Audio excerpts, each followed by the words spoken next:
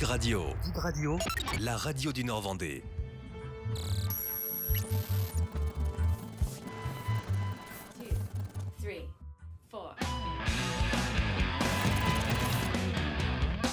Bonjour à tous, soyez les bienvenus dans Backstage sur TV Vendée et Dig Radio. Aujourd'hui, on fait de la magie, nous aussi. Je le cache un petit peu. Voilà, c'est le grand... Non, c'est l'autre côté. C'est le grand magistique, le grand magicien magistique qui est avec nous. Voilà, le grand magicien par le talent et la taille également. C'est vrai. C'est vrai qu'avec le chapeau, je fais 2 mètres. 2 mètres ? Oui. Ah, quand même. Bonjour en tout cas, bonjour Magistique. Merci de me recevoir. Ravi de t'accueillir. Voilà, on se tutoie dans le monde du spectacle, on se tutoie aussi facilement. Tu nous viens de Montaigu ? Exact, de Rochervière, Mormaison précisément. Bon, pas très loin. Je suis entre les 2 communes, mais je dépends de Mormaison. Alors tu peux nous parler un petit peu de ton parcours magistique. C'est juste impressionnant ce qui t'arrive là depuis 2006 où tu en vis maintenant. Tout à fait. Tu es intermittent du spectacle. Exactement. Tu peux nous expliquer déjà comment la magie est venue à toi ? Comment la magie est venue vers moi ? Alors à l'époque, j'étais encore en région parisienne, il y a très longtemps, je suis resté jusqu'à l'âge de 19 ans. Et un monsieur qui était sourd-muet nous faisait des petits numéros de magie avec des balles éponges. Et à l'époque, c'était un très grand, timide, maladif même. D'accord. Et je me suis entraîné à faire comme lui. Et je me suis aperçu au niveau des amis que ça fonctionnait. Je me suis dit, oh, c'est marrant. Et puis du coup, j'ai fabriqué moi-même mes petites boules et puis je me suis mis à le faire. Et partout où je passais, en l'occurrence dans le domaine du travail, les gens me disaient, mais comment tu fais ? Qu'est-ce que tu fais ? Et ça m'a donné l'assurance.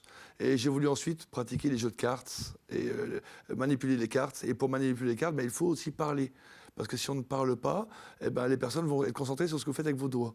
Et en l'occurrence, il ne faut pas hésiter à communiquer de façon à... Donc c'est ce qui m'a obligé à communiquer, à parler, et puis à développer cette non-timidité, si je puis dire. En parlant de magie, je ne suis plus timide. On a toujours un petit côté réserve qui est là, mais j'étais vraiment extrêmement timide. C'était maladif, c'était gênant même. Une vraie thérapie. Une vraie thérapie. Oui. Tu peux nous parler un petit peu des backstage ? Alors on va parler dans quelques instants de tes différents numéros, Bien sûr. Le close-up et aussi la grande illusion. Tu peux nous parler des backstage pour toi ? Qu'est-ce que ça représente, les coulisses ? Pour un magicien, comment on se prépare en amont ? Alors on est un peu sous pression parce qu'on veut que tout fonctionne bien, donc tout soit millimétré, bien placé au bon endroit, qu'il ne manque rien.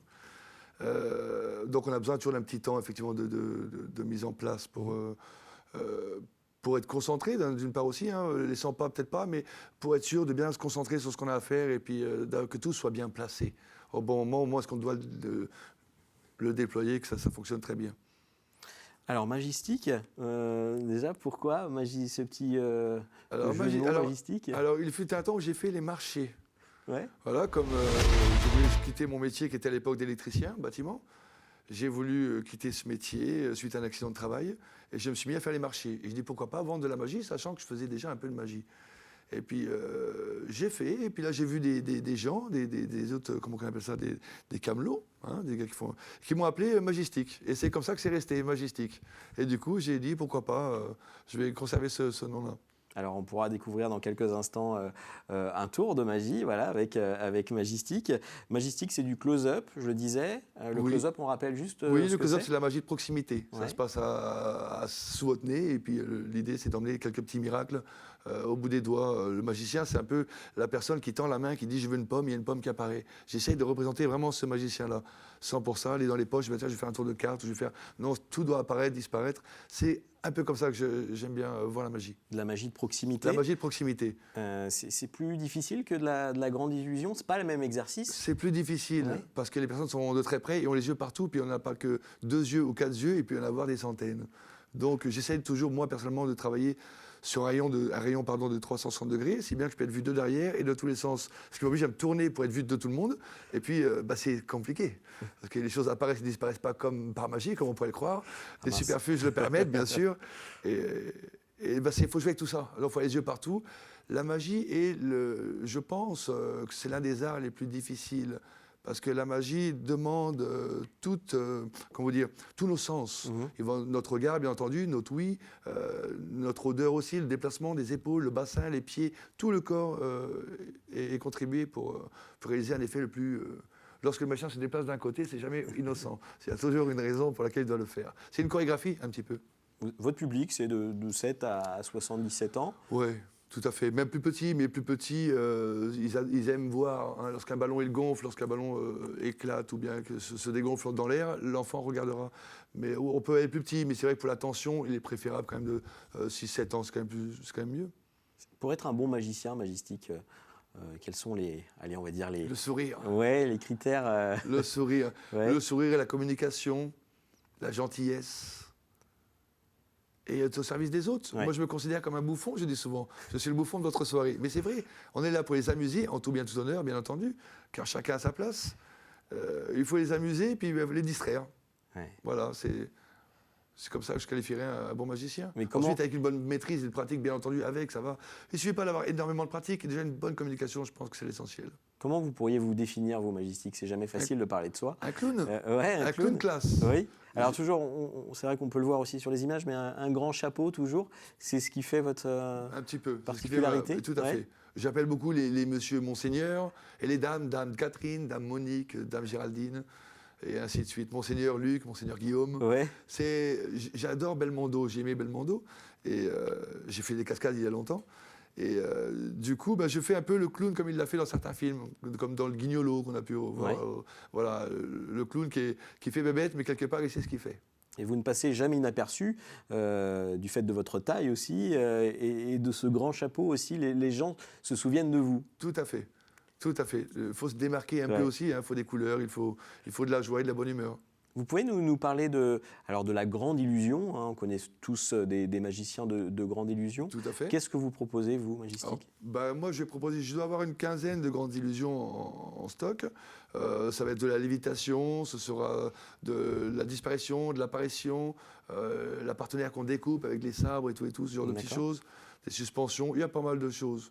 L'idée, c'est de toujours faire rêver. Ça va pas être ma force principale, je vais dire, la grande illusion. La grande illusion, c'est un numéro que je vais mettre sur scène, qu'on va regarder, et puis on fait tous un peu la même chose, des questions de chorégraphie et de musique, après les lumières et tout. Donc, ce serait pas mon atout le plus fort, je dirais, mais ça rentre dans un spectacle, et ça enjolive le spectacle. Et comment travaille un magicien? Comment on déniche de nouveaux tours? Il faut toujours essayer de se démarquer aussi des autres. Oui. Comment vous travaillez, vous? Alors, moi, je fais des stages régulièrement. D'accord. Au moins tous les ans, j'en fais au moins 1 de 4 jours. Ça, c'est comment vous dire, la Fédération française qui propose ce genre. C'est des congrès, hein, comme des congrès professionnels, avec des marchands de trucs, des fournisseurs, et puis des conférences, une dizaine de conférences avec des conférenciers de magiciens renommés sur toute la planète. C'est traduit, et puis là on chope les idées, on regarde ce qui nous intéresse dans les marchands de trucs. On est chasseurs tout le temps. On va dans un magasin de bricolage ou bien de Jiffy, pour le nom pardon, d'artifice, et on va chercher dans les rayons ce qu'on va pouvoir trouver pour réaliser un numéro, sans pour savoir l'idée à la base, mais c'est l'objet qui nous dira avec ça on peut faire ça, pourquoi pas. Vous avez un magicien de référence?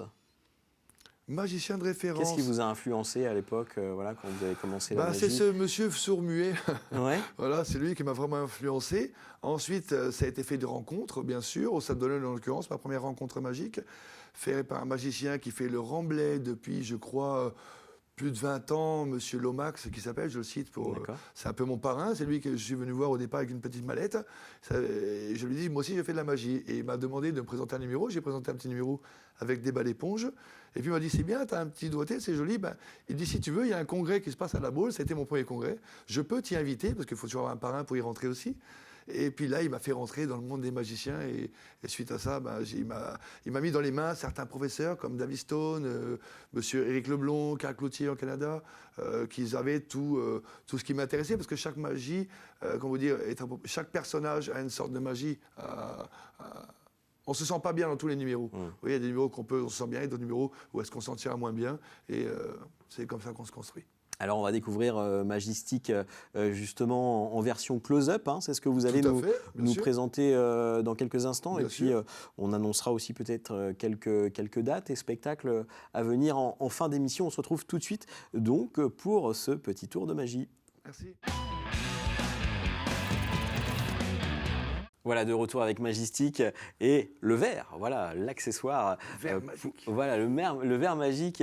Magistique, eh bien, je te laisse c'est une démonstration. démarrer ton tour. Merci beaucoup. Alors, chaque magicien rêve d'une chose, tout au moins si on était magicien, chacun d'entre nous pourrait rêver d'une chose, de pouvoir réaliser le petit miracle qui consiste à faire un petit peu de l'argent. Ça, on serait tous très contents de faire un petit numéro comme ça, mais bien évidemment, C'est ce vrai. n'est qu'une illusion. Mais si on poursuivait, on pourrait toujours en faire un de plus, parce que plus on joue, plus on gagne, plus on gagne, plus on joue. Et ça marche. Intéressant. C'est Ça devient intéressant, Majestic, là. Mais je peux le refaire. Hein, Encore magicien ou pas magicien. Plus gros encore. Allez, Non, mais plus dis gros, donc, plus j'en gros. prie quand même. Mais ça marche.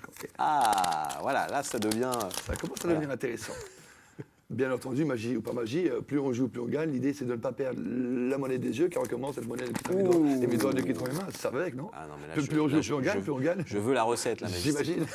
C'est pas des bêtises. Hein, Ah ce n'est pas oui. des illusions non plus, c'est de la magie. Là, on passe vraiment aux choses sérieuses, là. Oui. Plus on joue, plus on gagne. Plus on gagne, j'avais mis, ils sont bizarres. Pouf, ça marche. Oh, alors là... Je passe. Et là, jusqu'où on va aller? Ben là, il n'y en a plus après. Hein, et il n'y en a plus. Alors, est-ce que vous voulez savoir comment ça fonctionne? Ah bah, j'aimerais bien, oui, tant qu'à faire. Alors, je suis Pour là. gagner autant d'argent. Alors, le jeu est très simple. Je vous montre que derrière, il n'y a rien, je vous dis qu'il n'y a rien du tout. Ok? Ni ce côté, ni ce côté. Dans les manches, quelquefois, on pourrait y croire, mais en l'occurrence, rien du tout. Hein. Cette main-là, pareil. Celle-ci, pareil aussi. On pourrait regarder toujours dans les manches. Et plus on joue, plus on gagne, rien dans les manches. Un peu de magie, un peu de poussée à l'équale. Et ça marche. Oh là là là, là, il y en a beaucoup, là. Bon, bah, ça dépend pour qui on travaille. Hein. Mais là, c'est les dollars, donc... Voilà, un magicien gagne voilà. bien sa vie, hein, on J'allais vous le en voit. parler. C'est pas trop mal. C'est mieux que... Ah bah tenez, en parlant de ça, tenez. Hein, si vous deviez en choisir un, ne vous fiez pas à l'importance du billet, mais simplement sa couleur, s'il vous plaît. Guillaume. Selon la couleur, moi, Non, bien pas sûr. la couleur, parce que sinon, on va favoriser le Ah, mais violet, et c'est moi, pas le but. forcément, je vais choisir le 500. C'était pas celui-là, mais on peut le prendre quand même, ça n'a pas d'importance. Est-ce que vous croyez à la magie, Guillaume? Comment? Est-ce que vous croyez à la magie? Ah, ben bien sûr que j'y crois. Bien évidemment. Pourrais-je avoir le billet, s'il vous plaît? Il existe plusieurs façons de régler nos achats. J'aime pas trop celui-ci, moi, personnellement. Je vais vous dire pourquoi après, je vous donnerai la raison. Vous allez en choisir un autre, s'il vous plaît. Je vous donnerai ensuite la raison. Allez, celui-ci. Allez, parti pour le vert. Hop là. Parce que celui-ci, on n'a plus le droit au billet de banque de 500 €, ça Ah n'existe oui. plus. Donc c'est un faux. Hein, c'est marqué dessus, facsimilé de chaque côté, bien sûr. Ils sont imprimés de chaque côté. Et voilà. Mais il reste du papier. Donc ça a une qualité de papier beaucoup moins importante. Que ça, c'est du coton, il me semble, là, ce papier-là. Ouais. Et donc bah, l'idée, c'est simple, c'est quand on fait un petit miracle, il suffit de... Je vais essayer. Hein. Liquide égale eau. Eau égale liquide. L'eau étant source de vie, bien évidemment. Du plat égale boum boum, ça marche. Oh, et le Je peux poisson leur avec. Ah bah ça va avec, non? Formidable, bravo, bravo, Merci Majestic. Ça, Eric Antoine m'a dit que c'était un classique. Alors, il a un peu raison.